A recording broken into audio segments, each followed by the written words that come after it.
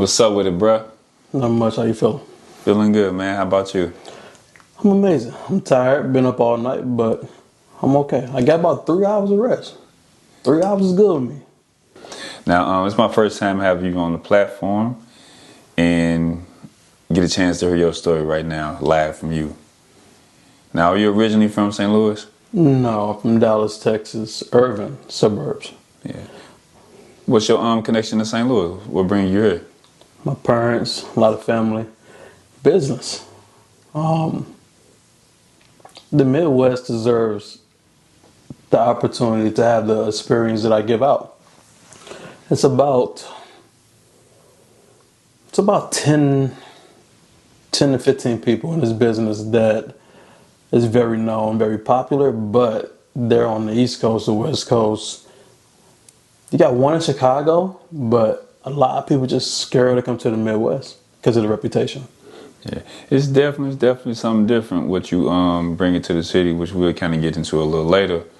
Now, you say you from Dallas, but you say your parents was from St. Louis? Yes. Now, were you born here, moved to Dallas, or were you born in Dallas? Born in Dallas and just went back and forth between my grandparents and then a couple of cousins, just back and forth trying to branch out and figure it out. Gotcha.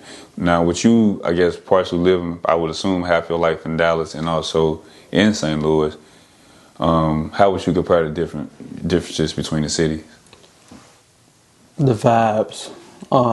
In Dallas, anywhere you go, you're going to have your hoods. Anywhere you go, you're going to have police drama. You're going to have politics. You're going to have all that. Dallas is humongous. They got all the sports teams. Like, y'all got a sports team, but like no football, no rugby, no other sports outside of baseball, hockey. I see the soccer stadium. It looks amazing. The food here is fire. Dallas is, I'm sorry, but that's the home team. Dallas is bigger. People more nicer. You walk downtown, randoms. Oh, good morning. Like, you don't know these people just walking by, but you come up here, either they gonna mug you or it's no good mornings no more. So, just the vibes. Would Nelly say mean mugs and shoulder shrugs? So, and that's the thing. With Nelly, I probably only know about 4 songs. And it's not even word for word. I just know him. Like, I know how big he is here in St. Louis. Yeah. Metro is killing it right now for St. Louis. Yeah. Sexy killing it. So Most definitely. I like that. Now, did you go to school in St. Louis or did you go to school in Dallas? I did. I went to school up here. I graduated from Roosevelt on the south side. Really? I did. I went to Cleveland, NJROTC, before they moved into the Central West End building. It used to be in O'Fallon. I'm saying it could have been O'Fallon. I know it was on Pruitt. So Jefferson, where the police station was. Oh, yeah, O'Fallon Apartments. next door to Gateway Middle. It was right there. Yeah. Then they moved and all that, but I got kicked out of there. Boxing in the bathroom. Back then, that's when the school was real strict on cell phones. Couldn't bring the cell phone in. Couldn't do none of that. Now, who cares? You a little troublemaker coming up. I ain't gonna say all that. A little sneaky, but you mimic what you see. What do you mean by that? That you kind of grew up in a chaotic environment? Average person is gonna sit up there and say, I got out the mud. And no one really never got out the mud. A lot of people got up the sidewalk. I got up the sidewalk. I had room to walk. I had room to maneuver. I was never abandoned. I had both my parents growing up. I had a lot of family around me, but I branched out in order for me to grow. And I wish a lot more people do that. Like, I know people love their family and all that, but a lot of times that's what's holding us down from trying to get to where we got to go in life. For sure. After high school, did you go straight into college, or I would assume that's where you got into the massage therapy at? No. So straight after high school, graduated when I was 17. After high school, I went to Everest College. And the only reason why I went there is Everest College. Everest. You sitting out there in the school all day. Get up. Yes. That was the commercial. I got so tired and I was like, damn, it's gotta be the best. He college. motivated you. So, yeah, he definitely sucking me in to go to be a medical assistant. Did that. And I did not stay in the field. Over 70% of Americans who go to college for what they want to be in life, they don't end up doing that. After that, went to Miami for 10 months, went to school down there. I got that degree, certificate, and then I didn't take it serious. I didn't take it serious until around COVID. Got tired of working for people because then I started doing welding and warehouse stuff. I always had 2 jobs. I like money. So once I figured that out,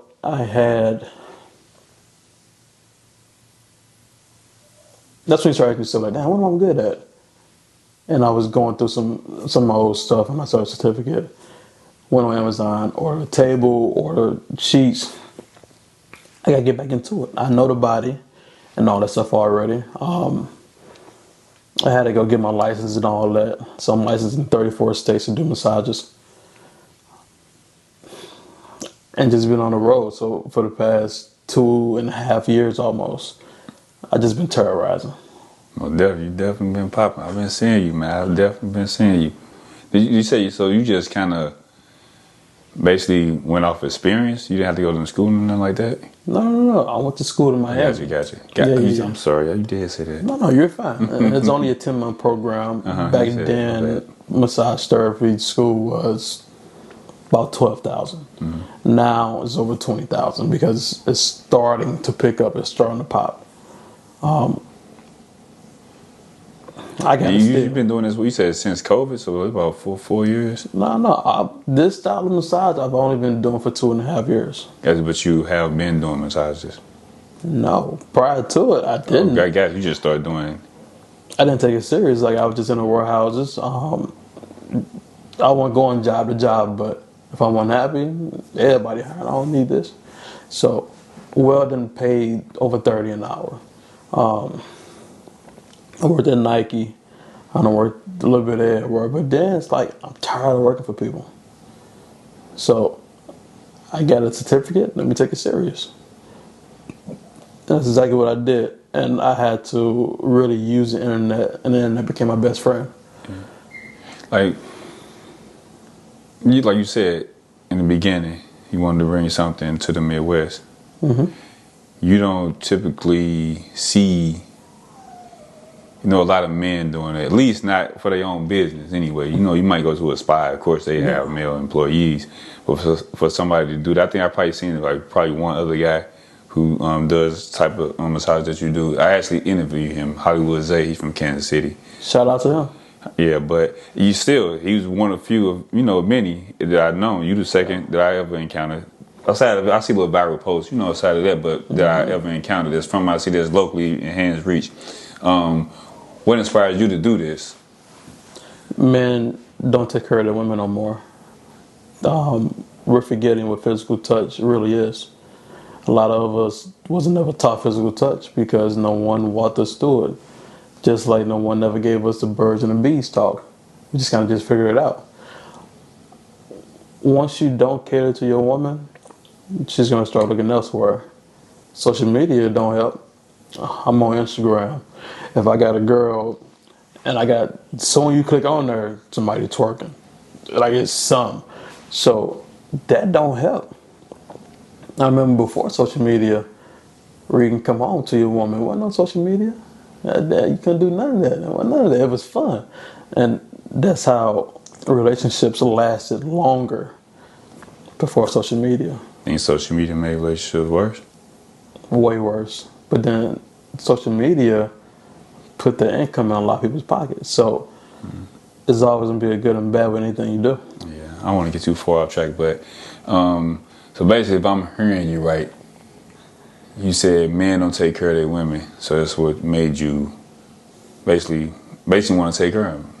Yes. Cater. Now I'm gonna play devil's advocate here. Sound like you want to be Captain Save-A-Ho. No. I want to show a woman her worth. A lot of them has gotten sidetracked. They want to be the guys. So many women want to be the guys. Where they dress, talk. Women got motion now. You're a woman. Like, be pretty and do girly things. Don't do what I'm out here doing. Basically saying they too masculine. Yes, but... And you want to... I was just trolling when I just said the Captain Save-A-Ho shit. Cool. But you basically want to feminize them. Always. So you basically show them, like, hey, this the soft girl era for you. I'm going to give you that soft girl era lifestyle. And you ain't got it because... Do you think it's because men are feminized? Or feminine? Or not as masculine as, like I said back then? For you to say that, the women are... Why are women acting like that? Why are they being more masculine? Why they, We are all like children. Remember what we see. So a lot of women want a man that leads.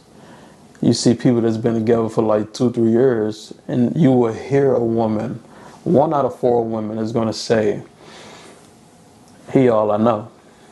So that's all she know. And he's misleading her. You're damaging her. If you're damaging her, and then I come in after you as a spouse, one mistake that I've made that you used to do, now you comparing me. So it's really messed up. I just wish it was better. Yeah. And basically you saying, but if they already damaged coming to you, how can you make them better with the massage? No. I like to teach. And I love a woman who can teach me. Because my strengths ain't your strengths. My weaknesses ain't yours. So as long as it's communication, which everyone lacking, no matter how great you think you is, we all lack communication. But as long as that, it's like at least at like 90% of the relationship, it'll work out. But I'm saying as far as like you said with your massage, that's what inspired you to basically, in a sense, want to do that. Is about you saying women being mistreated. And I've seen several women have posted about this, as far as your reviews. Mm-hmm. I've seen they say like you do like an affirmation or something. That's one of your ways to help, I guess.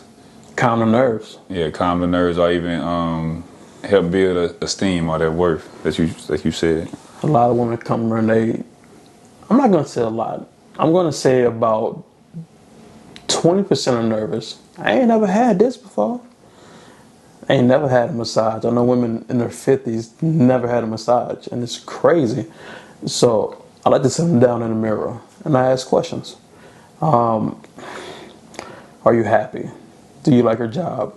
Have you put money into your savings account this week? Why do you love yourself? I ask these kind of questions because we don't ask ourselves these questions. So if I feel like I can put you in a mirror and you're looking at you, you're talking to you. We don't do that. Every day I wake up, I'm in a mirror, 2 questions. I go on Google and just ask myself 2 questions because I need to figure out who I am. Basically, you sit them down, help them, like you said, relearn themselves. Then you lay them down after getting them relaxed, help release the tension in their body. Tension, stress, all of that. And that can be dangerous too. Mm-hmm. Why is that? Releasing the tension and stress, or what you mean? Because energy, massages, this is a lot of energy. Mm-hmm. And everybody's energy is different. That's why I massage differently. So once you come in, I can kind of already tell how I need to prepare mentally. That's why I meditate a lot. I meditate before I start any session. It's times where I would get very sick after the massage because I don't rub her energy.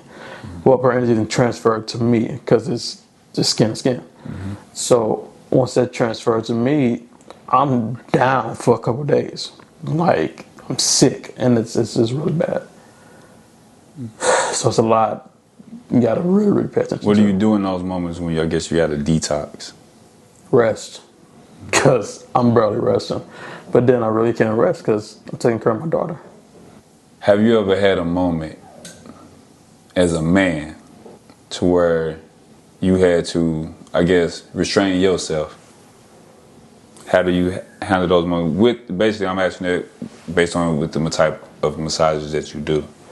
So during these massages, I can honestly say that no one has ever made me rock because of my past. I used to have a lot of intercourse when I was younger. So now, like, this is the perfect career for me. I'd already been there, done that. Now I'm about my money. I'm about healing you, sending you home with a different mindset because I'm going to spit some real knowledge in your ear while I'm giving you this massage for this hour, 2 hours, 2.5 hours. It's a lot of knowledge that I'm giving you. And it's just not only about the massage, it's about life. You hear this, fellas? Look at the background. He getting your girl over here, telling her worth. And then he rubbing her down. Look at the background. Look at the shelf. What you think? You know what she drink. Man, y'all better take care of y'all girls out here, man. Teddy Bear Jigg. Hey. It's only a drink. He think he's slick, man. Hold on. We finna get into it, man. It's only one drink. Oh, you only have the client gonna take one drink? Oh, if they choose to. If they choose to. Some just want water. But the ones it's like, I'm a little nervous. Well, it comes with liquor. So what do you want a shot of? Make them a drink, still making conversation, get them a drink, and then I step out.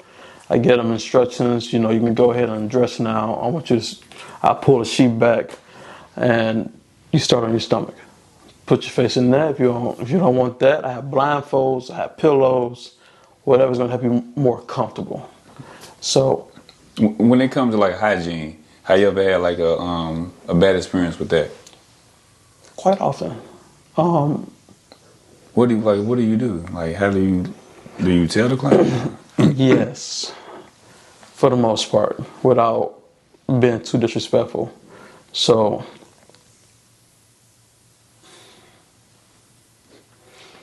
there's a lot of people who walk around with diseases and don't know. And normally I look at their tongue, I look at their tonsils as they're talking. If the tongue is too yellow, I know, okay, it's chlamydia. The tonsils got white bubbles, gonorrhea. The mother of my child is a doctor, so I'm going to know these things. No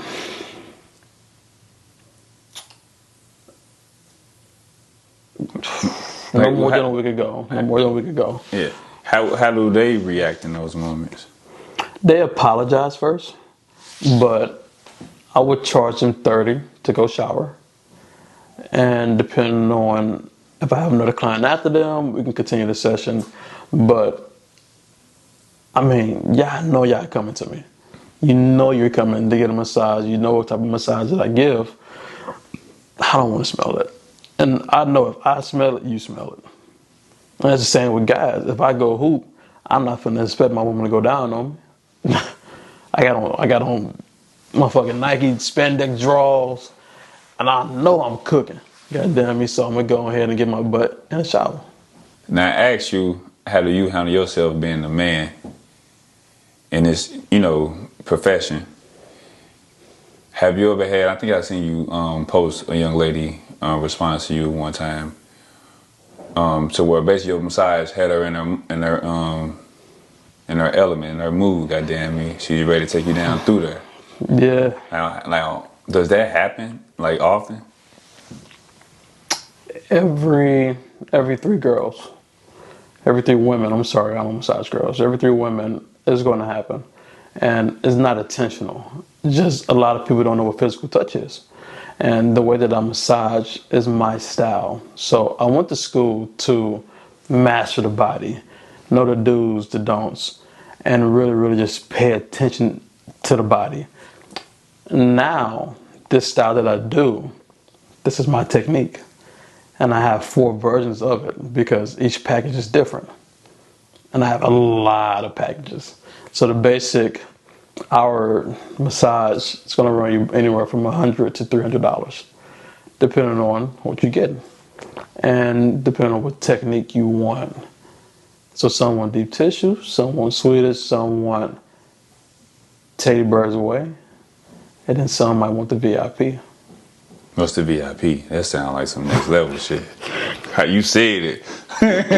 The VIP is 2.5 hours long.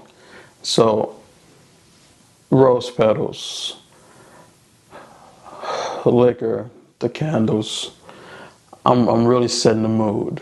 But your first 30 minutes, fellas, and I want you to listen to this. You better.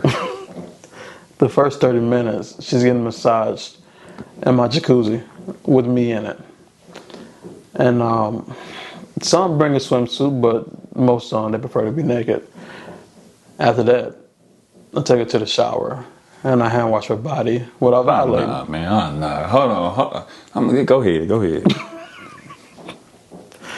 After that, it's an hour and a half on the table. And it's more of a Swedish. I slow my style down and I make it really more like just intimate. So I'm really just selling the experience. That's all I do. Man, no way you ain't cracking these. Ain't no way, bro. Ain't no way. You ain't fooling me. Ain't fooling me. I got thousands of videos you can go through, and you won't see me being appropriate with not one client. Yeah. How you ever had, like, outside of, like you said, it happens, every other woman. How you ever had, like, a woman, I guess, get to that point of arousal to where she peaked, where she climaxed, or anything like that? Yeah. You get some that squirt. You get some. Most is going to be creamy. Most is going to be wet, and they're going to excuse themselves, go to the bathroom, clean up, come back. I have women who do that 4 or 5 times a session. And I'm like, damn, she got a bladder infection? But I'm a man, I know. Like, I'm touching spots that you didn't even know you had. So a lot of women have a spot right under their breast. And when I'm massaging, I'm not even touching the breast. It's right under. It's a spot. So their pelvic bone, which, who touches the pelvic bone? The only time you touch the pelvic bone is when you possibly finna pick her up and put her on you, something like that. Her inner thigh, depending on how you rubbing her. But if you was rubbing her, she would be coming to me.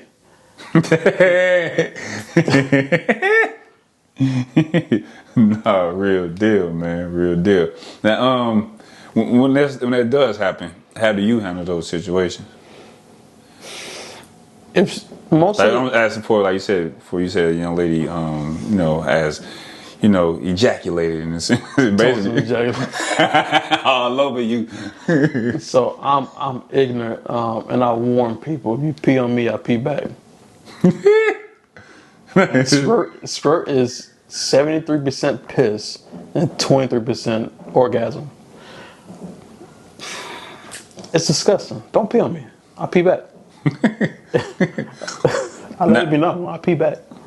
Now, how you ever had somebody's significant other try to, like, I guess, contact y'all, get mad or something? They found out they woman came to you. They're going to get mad at their woman, which they have every right to. You can't get mad at me because that's not my responsibility.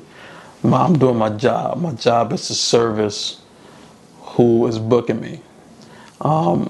What you do underneath your roof, that's your business, but that's not on me. And most of these guys see me in person, and he big. And hey, what's up, bro? You can't rub mine. What's your girl name? How she look? Because if only you knew. Just because I don't poach her, don't mean I didn't do her.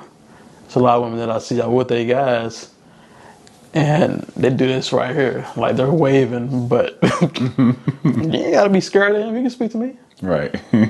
He's gonna fear me more than anything. Because I'm very unpredictable. I tell people, whatever you want, I'm on. Like, just because I do massages don't make me no hoe. Shit like that. They don't get them. Hey, don't judge a book by its cover, man. Don't judge a book by its cover. Have you ever had like a woman, basically not only just try to come on to you, but probably try to pursue you? One of their first questions is, who do your massages? And then they try to lead into it, but I just throw them off. Personally, I hate being touched. And I know that sounds bad, like, but you do massages. I do the massages, but I don't like being touched. I hate people touching me. Think about, you see it all the time. You go to the club or a bar, a woman is fine as hell, goddamn. You can always see a dude grab her like this, and she's finna get an attitude. You just fucked up her whole night. I'm the same way. Do not touch me. Why I'm that way? I don't know. It's stupid. It's a stupid reason. But like back in the day, that's back when teenagers had their clubs, and up with the guys and swag surf come on. Everybody got their arms around you. At that moment, I would get irritated. Like, don't touch me. So from that moment on, I just been this way. I just hate being touched. Does it like affect your dating life, like outside of people who have met you, or being clients like that? Just a young lady who just want to pursue you, like let's say if you talking to a young lady, have you ever made her upset that you posting these women that you massage? The mother of my child? Nah, that's my biggest supporter. Gotcha. Oh, you currently dating? Yes. I'm sorry. No, I misunderstood you. And she's an amazing person. My biggest supporter helped me with my website. Okay, you can do this better. In the beginning stages, I would invite her in and see if she wanted to come in. But now she done got to a point to where she don't want to see it. So I need to start asking some questions like, what's going on in your head? Like what are you thinking? Because my content is not light. And it's getting crazy and crazier because I want to draw in the attention. I want the crowd. I want the clientele. But at the same time, I have to respect her. Yeah, you don't want to mess up your home. Somebody gonna be massaging her. I'm just fucking with you, bro. What I learned early is it's never your pussy, it's just your turn. Say it again. And that's for the tender dick motherfuckers. Like they don't understand that. Man, this is my bitch. This is my. No, it's not. It's not your dog, man. It's a woman. Treat her like a one, or she's gonna come and book me. Real deal. You gotta. I don't know. I think that just go hand in hand with just human nature, though. We're just not saying, this concept what you're saying, it ain't your pussy, just your turn. I think just people need to respect people, period, just as people. Mm-hmm. Like you said, you saying that ain't your bitch. You don't own nobody, basically. Yeah. Is what I'm trying to sum it up to. Nobody owns it. Everybody should just kind of live their lives as individuals. But I'm gonna ask you this. With you saying that you wanna,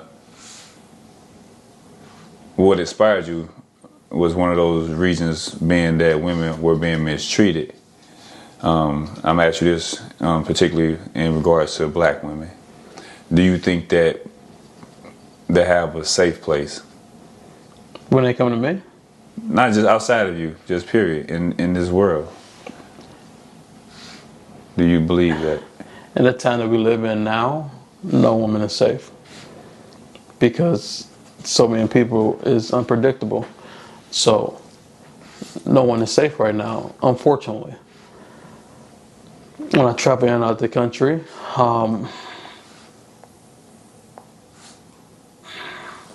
it's sad, and it's worse out of the country than in the country.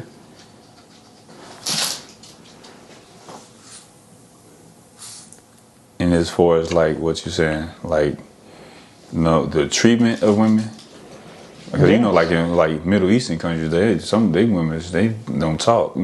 Yes, because of the religion. And I'm Muslim, and it's a lot that I'm still learning about the religion, but they are silenced. As a Muslim woman, you cannot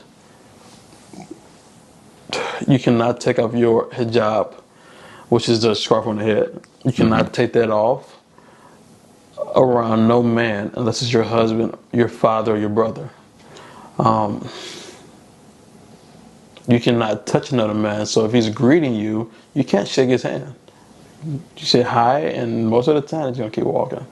So their loyalty to their husbands is crazy compared to the sisters. And it's not all black women. Black women are loyal. Some are trustworthy until provoked. And that's just anyone. You provoke me, all right, I can play ball. But why play ball when I can just go boss up?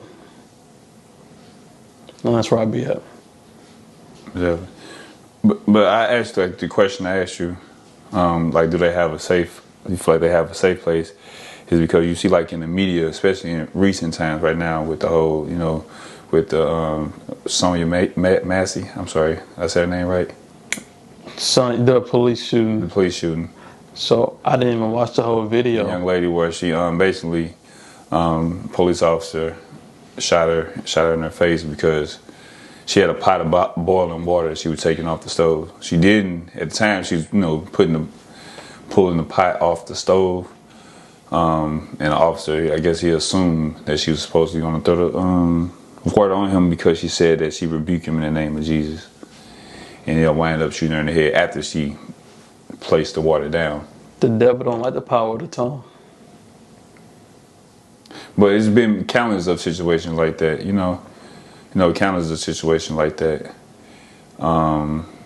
Even just think about the situation with Cassie. Even just, you know, people, you know, regardless of how whoever did what, just the idea of a, you know, Meg Thee Stallion getting shot, and just the reaction of that, you know, regardless of whose fault it was, people seem more to, you know, not believe her or even show sympathy towards the young lady for her alleged, you know, shooting her. So I'm just say that because I'm not into whole politics, but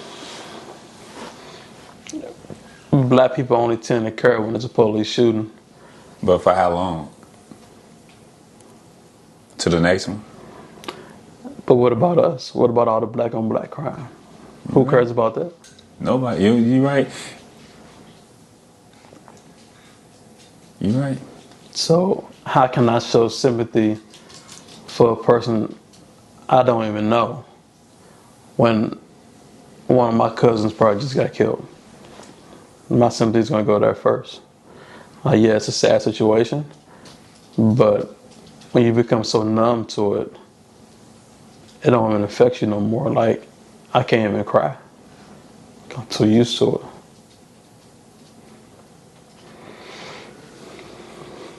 it. You got people like Charleston White.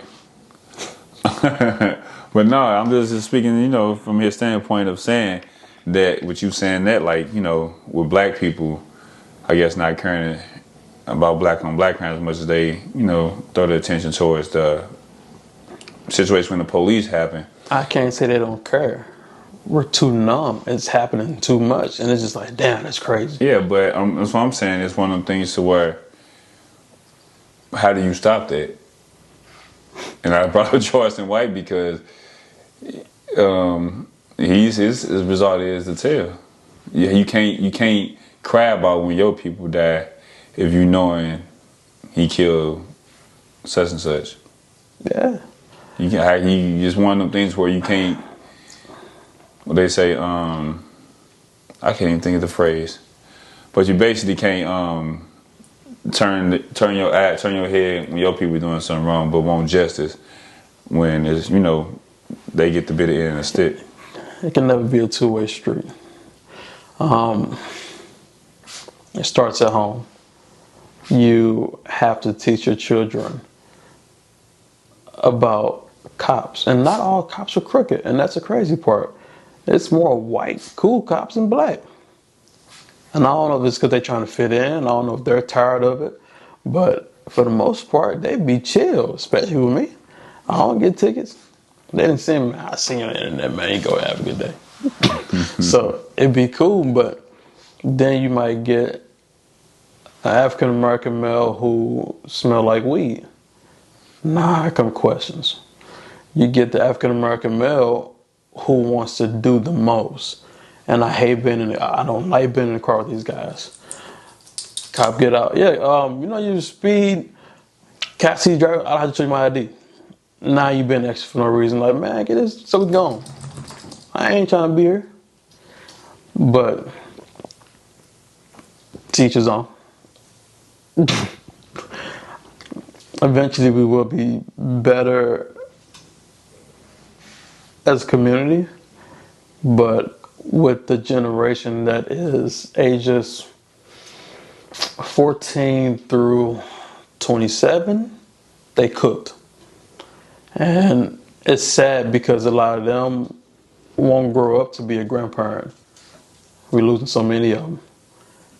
And when you become numb at an early age, now you need to see therapy because, like me, I'm in therapy now. I can't cry. I haven't cried since my grandmother was murdered, and I was younger. So there's not much I can really say because I'm still numb. How was that? And you said your grandma just one you grew up with? Yes, it's my mom's mom. So, and that was difficult. And it was by my uncle, her son. On drugs. Man. Here in West St. Louis, actually. And that's another reason why I'm just going back and forth, branching out. Just couldn't be here. And I was younger. I was probably about in between 12 to 14. And I remember, like it was yesterday, he called my mom, my auntie, and he's just like, I just killed mama. But I'm too young to really. Back then, that's your mom gone somewhere, grown folks talking, so. And you hear it, so we go over there and I'm like, damn, where Granny at? She went to the store and he's there. Like, and nothing happened. She went to the store. Now, the store is only about 4 blocks. Everyone in the whole West know who my granny is and my grandfather is. I always go by. And it's a raised concern now because we don't know where she is. Now you get more family come. Get the neighborhood involved. We searching for her. Call the police. They come. They search the house. Nothing at first. More cops go in. At this time, it's 100 people outside. And you see yellow tape. Screaming and all that. And